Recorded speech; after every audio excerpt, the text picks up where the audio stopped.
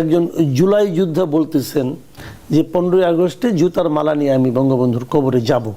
আমার প্রশ্ন হলো ওনার একটা শব্দ নিয়ে, এটা হলো জুলাই যোদ্ধা।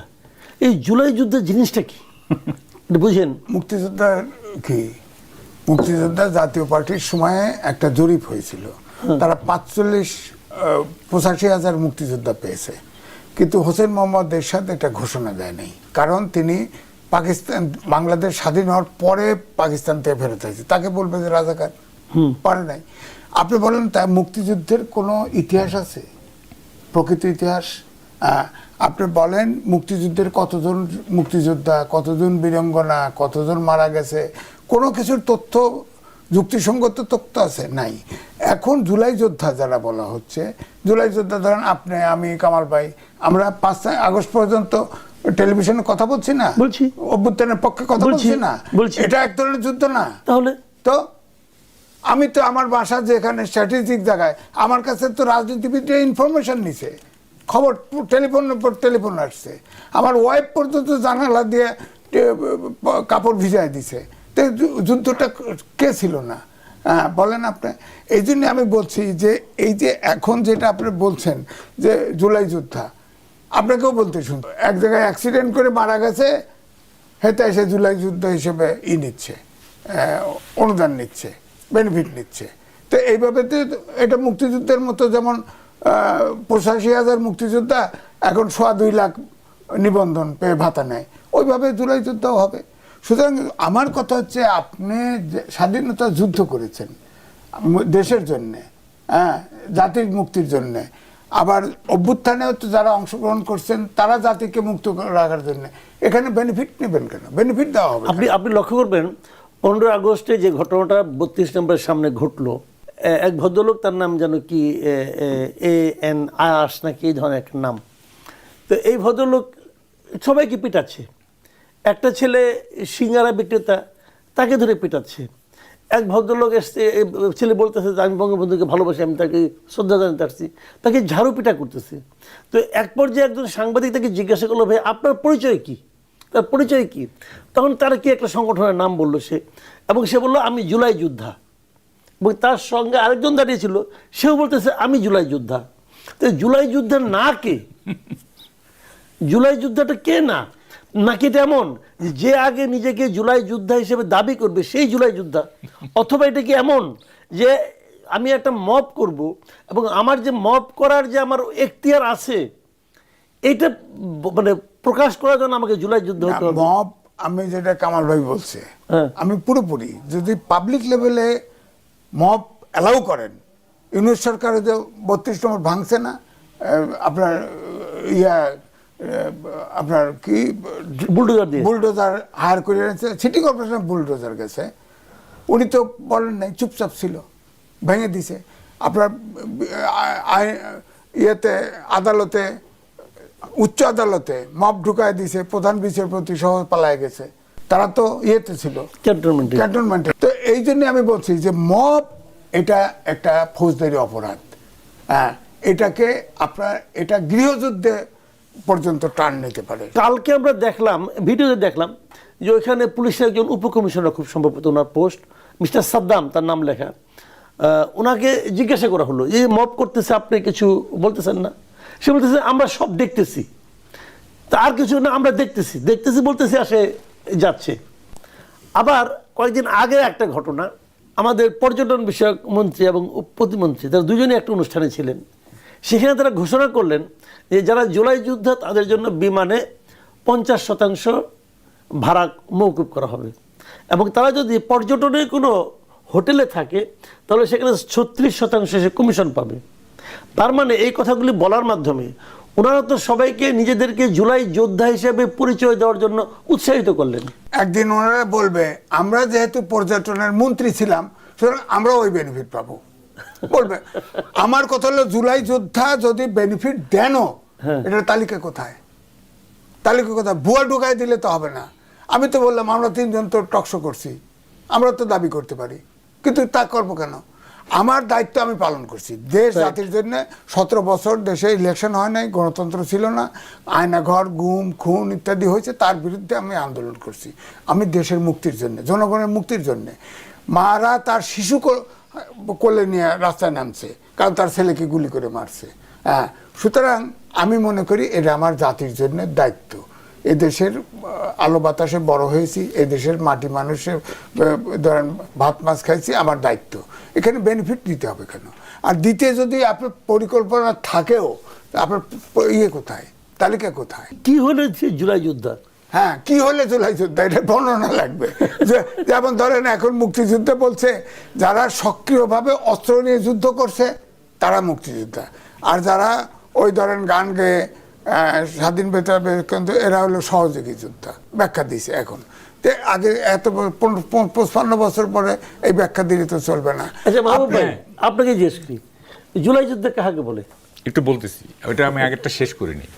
মানে আমার যে এই যে ক্যানভাসটা আমি দেখাতে চাচ্ছিলাম যে কি চলতেছে দেশে, দুইটা ভাইটাল পয়েন্ট আমি বলতে পারি নাই। সেটা হচ্ছে যে দুজন এমপি কিন্তু মবের শিকার হয়েছে। আচ্ছা, মাদক বাহিনীর সাথে পুলিশের গোলাগুলি হয়েছে। ঠিক আছে, অবস্থাটা চিন্তা করেন। এই যে মব হচ্ছে না, এটা কেন হচ্ছে জানেন? কি কারণে হচ্ছে? মূল কারণটা কি? যারা পলিটিক্যাল ক্রাইম করে তারা দেখে যে পলিটিক্যাল ক্লাইমেটটা কীরকম, আবহাওয়াটা কীরকম, এবং সরকার এই যে আবহাওয়াটা, সেই সরকারের অ্যাটিটিউডটা কী আবহাওয়ার ব্যাপারে। যেমন ধরেন আমেরিকাতে এখন যে রেসিস্ট যে সমস্ত সংকট, মানে এই ঘটনা ঘটতেছে, কেন করতেছে? যারা রেসিস্ট তারা দেখতেছে যে ট্রাম্প মাইন্ড করবে না, কারণ ট্রাম্প নিজে একজন রেসিস্ট। তো ফলে তারা মানে এই যে ব্ল্যাকদের উপরে যদি হোয়াইটদের কোনো ইয়ে হয় ইত্যাদি, এটা বুঝতে হবে যে সেই হোয়াইট মনে করতেছে যে এটা করলে ট্রাম্প মাইন্ড করবে না। তো যারা মব করতেছে, যারা এই যে এসব করতেছে, তারা দেখতেছে যে পলিটিক্যাল ক্লাইমেটটা এরকম যে সরকার কিছু মনে করবে না, ফলে তারা উৎসাহিত হচ্ছে। যেসব জায়গায় মব হচ্ছে, আইন শৃঙ্খলা বাহিনী কি জানে না যে কারা কারা করতেছে? নিশ্চয়ই জানে। তাদেরকে আইনের আওতায় কি আনা হচ্ছে না।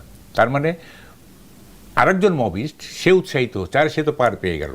অর্থাৎ হোল গভর্নমেন্ট মেশিনারি মবের ব্যাপারে উদাসীন বা পরোক্ষভাবে এনকারেজ করতেছে। ঠিক আছে, ফলে এগুলি হচ্ছে। এবং মবের ব্যাপারে আমি শেষ কথাটা বলে দিই, সেটা হচ্ছে দেখেন, কেনেডি আবার বলছিলেন যে mankind should put an end to war before war will put an end to mankind. সেরকম আমি বলি যে we must put an end to mobocracy before mobocracy puts an end to our life. আচ্ছা, আমি না একটু মানে সাইকোলজিটা বুঝতে যাচ্ছি। ধরেন আমরা তো এই যে সেই মবটাকে প্রথম দেখলাম হলো অন্তর্বর্তীকালীন সরকারের আমলে। না, আগেও হয়েছে। না, আগে ওইটা হয়েছে, কিন্তু আমি প্রাতিষ্ঠানিক যে চেহারাটা, মানে গভর্নমেন্ট একজন প্রশ্রয় দেওয়া, এটা তো এই সময় প্রথম দেখলাম আমরা। তো ঠিক আছে, অন্তর্বর্তীকালীন সরকারের হয়তো প্রয়োজন ছিল যে এর মাধ্যমেই মানুষের মধ্যে একটা আতঙ্ক তৈরি করা, দেশটাকে শাসন করা। তো এখন গভর্নমেন্ট যে মবটাকে প্রশ্রয় দিচ্ছে বলে আমরা যে দৃশ্যমান, আপনার কি মনে হয় এর পেছনে গভর্নমেন্টের কোন সাইকোলজিটা কাজ করছে? একটা সাইকোলজি তো আছে, সেটা হচ্ছে যে আওয়ামী লীগ তো নিশ্চিহ্ন হয় নাই, তাই না? আওয়ামী লীগ তো আছে দেশে, তাই না? এখন গভর্নমেন্টের, আমি তারেক রহমানের কথা বলবো না, অন্য যে মন্ত্রীদের কথাগুলো যেগুলি শুনি আমি, তাতে তো মনে হচ্ছে যে আওয়ামী লীগকে নিশ্চিহ্ন করতে হবে। তাহলে আওয়ামী লীগকে নিশ্চিহ্ন যদি আপনার সরকারি বাহিনী করে, আইন শৃঙ্খলা বাহিনী করে, তাহলে তো এটা ইট লুকস ডিসগ্রেসফুল, এটা ইন্টারন্যাশনালি একটা কথা উঠবে। সুতরাং পাবলিককে শেষ করে দেই, মব আওয়ামী লীগকে শেষ করে দেই, এরকম একটা সাইকোলজি থাকতে পারে। আর মানে হয়েছে কি, এই গভর্নমেন্ট একটা পলিটিক্স অফ অ্যাপিজমেন্ট নিছে, সন্তুষ্টিকরণের রাজনীতি। কাউকে তাকে কিন্তু অ্যানয়েড করতেছে না, কাউকে বিরক্ত করতেছে না, কিন্তু জামাতের বিরুদ্ধে শুধু মুখে কিছু বলতেছে। ঠিক আছে, এবং সরকার মনে করতে, আমি কোন একটা টকশোতে বলছিলাম, অপশক্তিকে দমন করলে গণতন্ত্রের কোনো ক্ষতি হয় না, বরং গণতন্ত্রের সৌন্দর্য বাড়ে।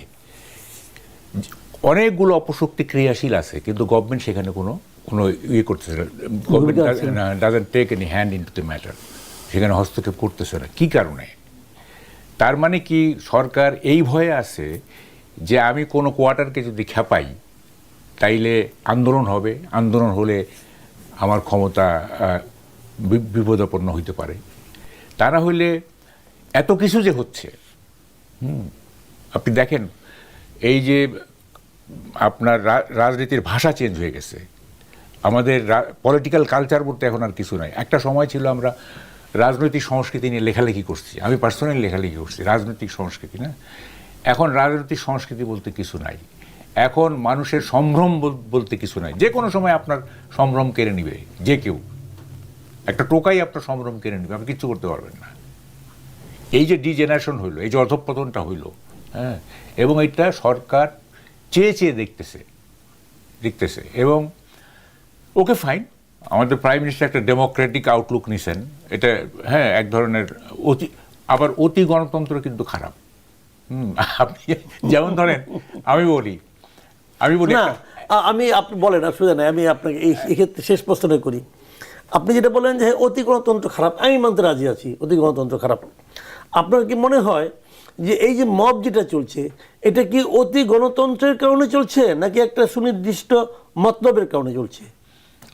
আমার কথা হচ্ছে যে সরকার প্রত্যেকটা স্টেক হোল্ডারকে এক ধরনের ভয় পাচ্ছে, ঠিক আছে? এইটা এনসিপি হোক, এইটা আপনার ইনকিলাব মঞ্চ হোক, এটা জুলাই যোদ্ধা হোক, সবাইকে কেন জানি একটু ভয় পাচ্ছে, সমীহ করে চলছে। আচ্ছা ঠিক আছে, এই ভয়টা নিয়ে আমরা আজিজ ভাই কাছে যাই। আপনিও কি মনে করেন সরকার ভয় পাচ্ছে, সরকার দুর্বল? সরকার হচ্ছে কি আপনার গোড়ায় যেতে হবে। হ্যাঁ, আমার বক্তব্য হচ্ছে ইউনূস সরকার প্রত্যেকটা মন্ত্রণালয়ে ছাত্র বসায় দিছে, প্রত্যেকটা জায়গায় মব চালায় দিছে, দেখেও না দেখার ভান করছে। এখন এই তরুণ সমাজ বিশেষ করে তারা মনে করে শক্তি প্রয়োগ, মব হচ্ছে একমাত্র উৎকৃষ্ট পদ্ধতি দাবি আদায়ের জন্য আর আমার কার্যকরিতা, আমার আকাঙ্ক্ষা পূরণের জন্য।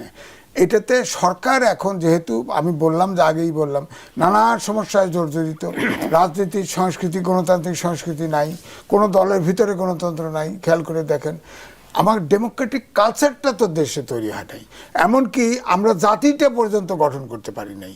জাতির ক্যারেক্টারটা কি হবে, চরিত্রটা কি হবে, কোনটা করা যায় কোনটা করা যায় না। আমরা তো ছোটবেলায় আদর্শ লিপি পড়েছি, সেখানে তো মানবীয়তার শিক্ষা দেওয়া হয়েছে। আগের দেশের লোক গরিব ছিল, 176 কোটি টাকার বাজেট ছিল প্রথম। দেশে তো মানুষের ভিতরে এত বৈষয়িক চিন্তা ছিল না, মানুষ তো টাকা কড়ির মালিক হতে পারে এই চিন্তা ছিল না, মানুষের ভিতরে এত যন্ত্রণা ছিল না, এত দুঃখ ছিল না। এখন দুঃখটা হচ্ছে সুযোগ, টাকা করি অর্থাৎ গাড়ি ঘোড়া, লেখাপড়া করে যে গাড়ি ঘোড়া চলে সে, এখন উল্টোটা হয়েছে, লেখাপড়া করে যে গাড়ি চাপার পরে সে, সেই জেনারেশন সেই সময় আসছে। এখন টাকা করা এবং এটা দখল করো, এটা নামাও, এরে উঠাও, এইটা একটা সংস্কৃতি।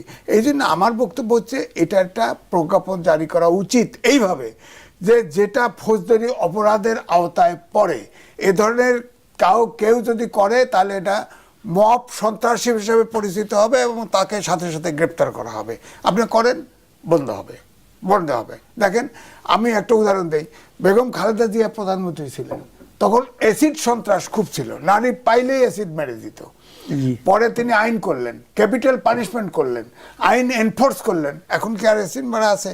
নাই, বিলীন হয়ে গেছে। আপনাকে আইন করতে হবে। দুর্নীতি ধরেন, এই যে ধরেন আপনার ট্রাফিক মোড়গুলোতে এআই বসায় দিছে, এখন দেখেন গাড়ি এত যদিও যানজট তারপরেও কিন্তু ক্রস করে না, অটো ফাইন হবে। কিউআর কোড চালু করছে। ধরেন দুর্নীতি দমন করতে হলে এটা হলো ক্যাশলেস সোসাইটি করতে হবে, টাকা কড়ির আদান প্রদান বন্ধ করতে হবে, এবং এই জায়গায় যাচ্ছে আমার ধারণা, কিন্তু ভেরি স্লো। কিন্তু আমি বলছি এই জন্য প্রায়োরিটি কোনটা আগে, জাতিকে বাঁচাইতে কোনটা আগে করতে হবে। যেমন জ্বালানি, সন্ত্রাস, হরকাতুল জেহাদ যদি আসে, আনসারুল্লাহ বাংলা টিমের যদি উত্থান ঘটে, এগুলো সক্রিয় থাকতে হবে না?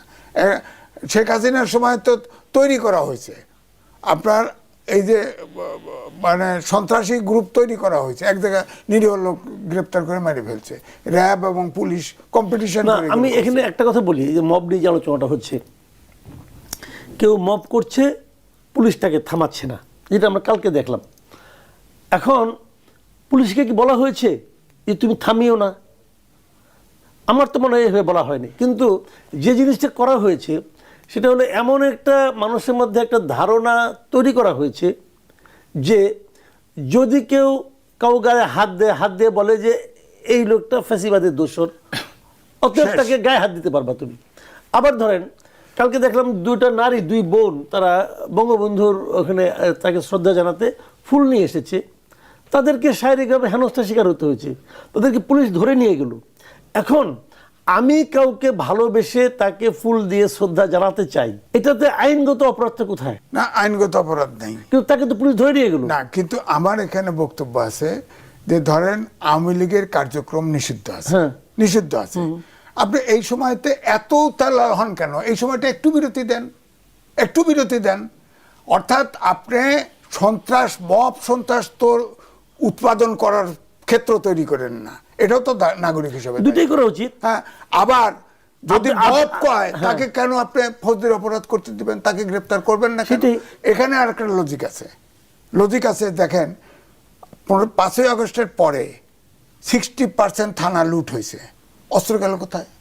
উদ্ধার হয়েছে আজ পর্যন্ত। তারপরে পুলিশ ঝুলায় ঝুলায় পিটানো হয়েছে, আগুন দিয়ে মারা হয়েছে, পুলিশ তো এখনো টমার থেকে বেরোতে পারে নাই, কারণ এর গায়ে হাতে দিলে এ আওয়ামী লীগের লোক পিটাইতেছে, সুতরাং আওয়ামী লীগের এখানে আসছে, তাকে ধরলে আমার আইনগত সমস্যা নাই। কিন্তু যে বলতেছে জুলাই যোদ্ধা, তারে যদি আমি ধরি তাহলে আমার পুলিশ ট্রান্সফার, আমার বান্দরবন সর্বোচ্চ খুব কম পানিশমেন্ট হলে এই টমাতে ভুগতেছে। সুতরাং আপনার সব জায়গায় হিসেব করতে, আপনার তো ওই যে পুলিশ হত্যা করছে সেখানে তো আপনি দায় মুক্তি দিয়ে দিয়েছেন, ওটার বিচার হবে না। তো বিচার হবে না, যার বিচার হবে না, যাকে খুন করছেন তার বিচার হবে না, আবার তাকে অ্যাকশনে থাকতে বলেন, কি করে সম্ভব? আপনি দায় মুক্তি দিলেন কেন? আমার কথা হলো অপরাধী যে খুন করবে তার তো কোনো কারণে দায় মুক্তি হওয়া উচিত না, তার বিচার হতে হবে। ফৌজদারি অপরাধ, ধরেন মানবতা বিরোধী অপরাধ, অনেকে বলে না জামাতের ক্ষমা চাইল না কেন? গণহত্যার ক্ষমা হয়? ইসলাম ধর্ম তো বলছে যার পরিবারের লোক ক্ষমতা হয়েছে যাকে তারা মাফ না করলে মাফ হবে না। আপনি কি করে বলেন? জামাত ইসলাম বলে না যে যদি কারো মনে দুঃখ দিয়ে থাকি তাহলে ক্ষমা চাই, যদি কিন্তু দিয়া, আচ্ছা ধরেন মাফটা চাইল না, আচ্ছা মাফ দিলে ধরেন আমার ঘনিষ্ঠজন মারা গেছে মুক্তিযুদ্ধে, আমি মাফ না দিলে আল্লাহর কাছে মাফ পাবে? তো আপনি গণহত্যাকারীর মাপের প্রশ্ন আসেন কেন? রিকনসিলিয়েশনের প্রশ্ন তারেক রহমানও বলছে যে সবাইকে এক হওয়ার জন্য। একমাত্র সাউথ আফ্রিকার ম্যান্ডেলা ডিক্লার্ক হোয়াইটের ব্ল্যাকের রাইট ইয়ে করার জন্য 20 বছর জেল কাটছে, দ্বীপে রেখে দিয়েছে তারে। হ্যাঁ, তো কি নিয়ে তারপরে সে রিকনসিলিয়েশন করছে, সবাই সরলভাবে সরল বিশ্বাসে তাদের অপরাধ স্বীকারে এক হয়েছে। এখন তাউল হয়ে গেছে, এটা নাই, কারণ পলিটিক্স থিওরি তো আলাদা। আমাদের দেশে পলিটিক্স যারা করে, পলিটিক্সের তত্ত্ব যদি আলাদা থাকে, রিকনসিলিয়েশন কি করবেন? দুই পথের যাত্রী হলে এক পথে আনবেন কি করে বলেন? এটা প্লেনে চলে যাচ্ছে আর একজন ব্যাটারি চালিত রিক্সায় যাচ্ছে, এটা দুটি আকাশ দিয়ে উঠবে? উঠবে না তো। সুতরাং আপনাকে যতক্ষণ পর্যন্ত, কিন্তু একটা জায়গায় এক হতে হবে যে জাতি যদি গঠন করা যেত, জাতীয় ইস্যুতে অন্তত একমত হওয়া উচিত ছিল। জাতির জন্য কোনটা ভালো মন্দ, ভালোটার পক্ষে থাকবো, মন্দটার পক্ষে থাকবো না, ভেরি ফ্র্যাঙ্ক। কিন্তু ধরেন এটা যদি উদাহরণ দেন, যেমন উদাহরণ দেই, ধরেন সংসদ আছে, আপনার হাইকোর্টে একটা রায় হলো, সেটা সুপ্রিম কোর্টে গেল, সুপ্রিম কোর্ট যে আপিল করছিল হাইকোর্টের বিরুদ্ধে, আপিল খারিজ করে দিল। ওখানে অন্তর্বর্তীকালীন সরকার, তারপরে তত্ত্বাবধায়ক সরকার, গণভোট, 7 অনুচ্ছেদ, 7 ক খ এগুলো সব বাতিল করে দিল, বাকিটা আপনার সংসদের কাছে ছেড়ে দিছে। এখন বলে যে ওই জুলাই চার্টার বাস্তবায়ন করতে হবে। তাহলে বলেন সুপ্রিম কোর্টের আদেশ। আচ্ছা, আমরা অনুষ্ঠানের শেষ পর্যায়ে চলে এসেছি, আমরা একটা অন্য প্রসঙ্গে কথা বলতে যাচ্ছি। ঠিক অন্য প্রসঙ্গ না, একই প্রসঙ্গ। মাহবুব ভাই, আপনাকে দিয়ে আলোচনাটা করতে চাই। এই যে এই জুলাই চার্টার বাস্তবায়ন করতে হবে, বিরোধী দলের দাবি এভাবে চলতে হবে। বিরোধী দলের এক নেতা বলতেছে যে শেখ হাসিনার ইস্যু আপনার সমাধান না হওয়া পর্যন্ত তারেক রহমান ভারতে যেতে পারবে না। হ্যাঁ, কিন্তু আমরা জানছি যে ভারত মানে আপনার তারেক রহমান সাহেবকে ওখানে ইনভাইট করতে যাচ্ছে, এবং সেখানে তার ভ্রমণের একটা ব্যাপার, মানে সফরের একটা বিষয় মোটামুটি আমরা ভারতীয় মিডিয়ায় দেখলাম যে প্রায় নিশ্চিত এই মাসের শেষ দিক হতে যাচ্ছে। তো এই সময়ে এই নাহিদ ইসলাম যে বলতেছে যেতে পারবে না, এখন কি হবে? আসলে গেলে কি আমাদের খুব ক্ষতি হবে অথবা অনেক লাভ হবে? আপনি এটাকে কিভাবে দেখছেন? তার আগে একটু আধা মিনিট, সেটা হচ্ছে যে দেখেন বিচারালয়ে যে মব হয়েছে না, সেই মবিরদেরকে যখন আইনের আওতায় আনা হয় নাই তখন বোঝা গেছে গভর্নমেন্টের অ্যাটিটিউড কি, হ্যাঁ, মানে মবিস্টদের ব্যাপারে। এবং এই যে 32 নম্বরে যে এগুলো হচ্ছে না, প্রতিবারই তো হচ্ছে, এটা কখনো দূর হবে না। দূর হবে কখন? বঙ্গবন্ধু সম্পর্কে সরকারের অ্যাটিটিউডের পরিবর্তন না হওয়া পর্যন্ত এটা হবে না। এই 32 নম্বর কি স্বৈরাচারের আতুর ঘর, নাকি এই 32 নম্বর স্বাধীনতা আন্দোলনের আতুর ঘর, সেইটা যতক্ষণ পর্যন্ত সেটেল না হবে ততক্ষণ পর্যন্ত 32 নম্বরে এগুলো চলতে থাকবে। এখন পর্যন্ত এটার স্বৈরাচারের আতুর ঘর, এইটাকে স্বাধীনতা আন্দোলনের আতুর ঘর যতক্ষণ পর্যন্ত সরকার না বুঝবে ততক্ষণ পর্যন্ত এগুলো চলতে থাকবে এবং এগুলি সরকার অ্যালাউ করবে। আচ্ছা, এখন আমি বলতেছেন না, প্রথম কথা হচ্ছে এই যে নাহিদ সাহেব বলো না, এখন ইউনূস সাহেব যে ইন্ডিয়া যাওয়ার জন্য একেবারে পাগল হয়ে গেছিলেন, তখন তো উনি কিছু বললেন না। এবং একটা সাইড লাইনে তো আমরা দেখলাম ইউনূস সাহেব ব্যাংককে বোধহয় নরেন্দ্র মোদীর সঙ্গে কথা বললেন, অনেক দ্যানদর করে, অনেক ওয়েট করে, অপেক্ষা করে, হ্যাঁ, তখন তো কিছু বললেন না। এখন তারেক রহমানের ব্যাপারে এত কেন? তখন বলতেন যে আপনি কেন এরকম পাগল হয়ে গেলেন ইন্ডিয়া, মানে নরেন্দ্র মোদীর সঙ্গে কথা বলার জন্য। এখন বলতেছেন তারেক রহমানকে যাওয়া উচিত, অবশ্যই তাকে যেতে হবে। কারণ হচ্ছে ডিপ্লোমেসিতে আমি একটু জ্ঞান দেই আমাদের ডিপ্লোম্যাটদের, সেটা হচ্ছে ডিপ্লোমেসির কয়েকটা বেসিক জিনিস আমি বলি। প্রথমটা হচ্ছে quiet diplomacy is far more effective than public drama. শান্ত কূটনীতি পাবলিক ড্রামার চাইতে বেশি কার্যকর। আমরা 5ই আগস্টের পর থেকে ড্রামা করছি, পাবলিক ড্রামা, মেলো ড্রামা করছি। 7 সিস্টার উড়াই দিব, তো বলে ইন্ডিয়ার শাড়ি পরাচ্ছি, তো পণ্য বর্জন, তো এইটা ড্রামা। কিন্তু শান্ত ডিপ্লোমেসি আমরা করি নাই। এইটা আমাদের করতে হবে, শান্ত ডিপ্লোমেসি আমাদের করতে হবে, ড্রামা করে কোনো লাভ হবে না, ঠিক আছে? 2 নম্বর হচ্ছে ডিপ্লোমেসির একটা কথা আছে, সেটা হচ্ছে সেইং নাইস ডগি, হ্যাঁ, before you find a rock. এটা খুবই সুন্দর। মানে আমার যে বিপক্ষ আছে না, তাকে সবসময় বলতে হবে ইউ আর নাইস। ডগি হচ্ছে ডগের একটা কিউট নাম, আদরের নাম আর কি। তো বলছে নাইস ডগি, তুমি খুব আদরের কুকুর, হ্যাঁ, unless you find a rock. তাকে মানে স্ট্রাইক ব্যাক করার জন্য যতক্ষণ পর্যন্ত তুমি পাথর না পাচ্ছ ততক্ষণ পর্যন্ত বলতে হবে নাইস ডগি, নাইস ডগি, ঠিক আছে? যখন তুমি পাথরটা পেয়ে যাবে তখন তুমি মারবা, ঠিক আছে? এটা ডিপ্লোমেসির একটা আছে। এবং আরেকটা জিনিস আছে, আপনি যদি ন্যাস্টিয়েস্ট ডিপ্লোমেসি করতে চান সেটা করতে হবে নাইসেস্ট ওয়েতে। If you want to do nastiest diplomacy you have to do it in a nicest way. খুব সুন্দরভাবে আপনার আপনার পারপাসটা সার্ভ করতে হবে। আপনার একটা হচ্ছে যে 2টা দেশের মধ্যে ইন্ডিয়ার সাথে আমাদের অনেক ডিসপিউট আছে, তাই না? অনেকগুলো ডিসপিউট আছে। আরেকটা হচ্ছে আপনার রাষ্ট্রীয় কতগুলি আচার আছে। যেমন ধরেন চায়নার সাথে ইন্ডিয়ার না, অরুণাচলে কি হচ্ছে, চায়না করতেছে না, ইনস্টিগেট করতেছে না, হ্যাঁ, এই যে লাদাখ টাদাখ ইত্যাদি, কিন্তু ব্রিক্সে তো সব একসাথে হবে, রাইট? চায়না ইন্ডিয়া ব্রিক্সের মেম্বার না, কিন্তু ওইদিকে তো আবার গ্যাঞ্জাম আছে, আমাদের মতো বর্ডারে গ্যাঞ্জাম আছে না। আচ্ছা, তাইলে দেখেন ইরান এবং আমেরিকার যখন যুদ্ধ চলতেছে তখন ভিয়েনাতে হয় নাই, 2 দেশের মধ্যে আলোচনা হয় নাই, হয়েছে কি? আলোচনা হয়েছে। আচ্ছা, কেনেডি কাজ হয় নাই, আচ্ছা কাজ হয় না সেটা ভিন্ন জিনিস। আচ্ছা, কেনেডি চুক্তি হয়েছে, দেখেন সোভিয়েত ইউনিয়ন এবং আমেরিকার মধ্যে যে বৈরিতা সম্পর্ক ছিল, তারপরও কেনেডি এবং ক্রুশ্চেভের যে ডায়ালগটা, এটা ইতিহাসে একটা বড় ধরনের ডায়ালগ। এদিকে যুদ্ধ আছে, আমেরিকা বলতেছে যে কিউবাতে অ্যাটাক করবে, সোভিয়েত ইউনিয়ন বলছে নো, এটা করা যাবে না। 62 যে কেনেডি, আলাপ আলোচনা তো হচ্ছে, কিন্তু আবার ওদিকে বৈরিতা আছে। আলাপ আলোচনাটা অসুবিধার কোন জায়গায়? আমি কতটা গেইন করব, কতটা লস করবো, সেটা পরের ব্যাপার, তাই না? ফলে in any analysis, in any justification, আমার মনে হয় কি বলে যে তারেক রহমানের যাওয়া উচিত। এবং এই থিওরিতে mine is mine, yours is negotiable. আমারটা আমার, তোমারটা নেগোশিয়েবল, তোমারটা আমি নেগোশিয়েট করবো, ঠিক আছে? এই থিওরিতে থাকা যায়, mine is mine, right, yours is negotiable, তাইলে এই মতো নিয়ে যাওয়া উচিত। কথা বলা উচিত, এবং কি কি জিনিস ঝুলে আছে আমাদের। দেখেন ইন্ডিয়ার সাথে এগুলি করে কোনো লাভ নাই, তাই না? এটা বিগার নেইবারিং কান্ট্রি, আপনার বুঝতে হবে এটা। ইন্ডিয়াকে ইনস্টিগেট করে, ইন্ডিয়াকে ইরিটেট করে আপনি তো রুল করতে পারবেন না।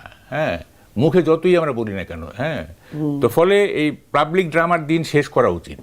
হ্যাঁ, জি, আমি একটা আজিজ ভাইয়ের যাই, মাহবুব ভাইয়ের কথা শুনলাম। মাহবুব ভাইয়ের শেষ কথা, মাহবুব ভাইয়ের মানে সারা জীবনের অবস্থান হলো পাটগ্রামে। পাটগ্রাম থেকে উনি এসেছেন। পাটগ্রাম হলো ভারতের সঙ্গে আমাদের একদম সীমান্তবর্তী একটা এলাকা। কাজে উনি কিন্তু এই বৃহৎ প্রতিবেশীর কি জ্বালা অথবা কি মধু, এটা উনি ওনার মতো করে উনি বুঝেছেন। আপনার কি মনে হয় যে এই যে এইটা আপনার না, এই যে কিন্তু সফরটা আমার সম্ভাব্য? বক্তব্য কামাল ভাই যেটা বললো, জি। yours is your, mine is mine. mine is mine, Yours yours is is negotiable. আমার কথা হলো yours is yours, mine is mine. আমার কথা হচ্ছে যে ধরেন দি হিন্দুতে লেখছে, পররাষ্ট্র মন্ত্রণালয়ের স্থায়ী কমিটি বলছে যে আমাদের সাথে যেসব জায়গায় ডিসপিউট আছে সেই জায়গায় নেগোশিয়েট করা উচিত। রাইট। ভারত সেটা করছে না। আর কামাল ভাইয়ের আরেকটা কথায় আমি আপত্তি করি যে বিশ্বায়নের যুগে কোনো দেশ ছোট না। রাইট। মালদ্বীপ থেকে হাত গোটায় এসছে না ভারত। দক্ষিণ এশিয়ার কোন দেশের সাথে সম্পর্ক আছে? নেপালের সঙ্গে পায় নাই। নেপালের সঙ্গে, নেপালে তো আমি গেছি কাঠমান্ডুতে, ওই হিন্দুত্ববাদী দেশ সে। তরুণরা ক্ষমতা আসার পরে হাত গোটায় চলে গেছে না, ভারতের কথা শোনে না। আমার পয়েন্ট আপনি মিস করে গেছেন। আমি বলতেছি যদি ইরিটেশনের সম্পর্ক থাকে সেইটা আমাদের না, এই পলিটিক্যাল স্টেবিলিটির জন্য ক্ষতিকর না, ওটা আমি এগ্রি করি। ইরিটেটেড করবেন কেন? আরেকজনকে ডিপ্লোমেসি করেন। যেমন ধরেন আমাদের দেশে সে কেন্দ্রীয় মন্ত্রী অ্যাম্বাসেডর বানাই দিছে, সে এসে তারেক রহমানের সাথে দেখা করতে দৌড়ায় ইন্ডিয়া গেছে। যা আমার কাছে যেটা মনে হয়েছে, ঘোষণা না আসলেও একটা ব্রিক্সের দাওয়াত আর অনেক আগেই রাষ্ট্রীয় সফরের দাওয়াত ছিল। ব্রিক্সের দাওয়াতের সময় প্রধানমন্ত্রী লেখে নাই কিন্তু, অর্থাৎ এখানে একটা সাইকোলজিক্যাল ব্যারিয়ার তৈরি হয়েছে। দুই, এখানে শেখ হাসিনা বক্তৃতা দেওয়া নিষেধ করছে, বক্তৃতা ঠিকই দিছে। এটা তো ওখানে বিশ্বে বড় দেশের ভিতরে একমাত্র ভারতে গদি মিডিয়া আছে, গদি অর্থাৎ নরেন্দ্র মোদীর অনুগত সাংবাদিক আছে। হ্যাঁ, সেখানে কথা বলছে। আমার কথা হলো যে দালাই লামা বহুদিন ধরে আছে, চীন তো ফেরত নিতে পারে না। তো তুমি তো দেখো, আরে শেখ হাসিনা না আসলেও কোনো ক্ষতি নাই তো, এটা নিয়ে তো তার জন্য ভারতে যাইতে পারবে না তার মানে কি? আমার কথা হচ্ছে যেগুলো নেগোশিয়েবল, যেগুলো আমার প্রাপ্য, সেই অধিকারগুলো তো ভারতে ওই দি হিন্দুতে লেখছে এবং পররাষ্ট্র সংসদীয় কমিটি বলছে ওটা সমাধান করুক। যেমন তিস্তা চুক্তির কথা বলছে, গঙ্গা